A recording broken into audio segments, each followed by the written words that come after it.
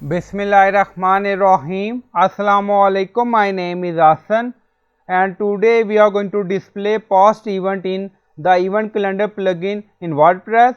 Before starting work, it's my request, please subscribe my channel. Thank you. Now back to our work. So we are in WordPress and we are using the event calendar plugin and we are going to display past event using custom link. Now go to Notepad and then you see example.com/event/list/? event display is equal to past. So you can add your website name here and then use this custom link. Now copy this and go to website again and then in URL you see, now paste and then press enter and you will find this custom link in video description or in comment section.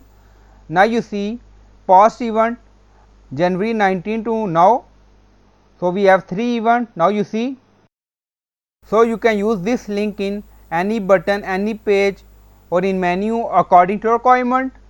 So just add your website name and then use this link. So I hope you like this video. Please like, comment, share, subscribe. Thank you for watching.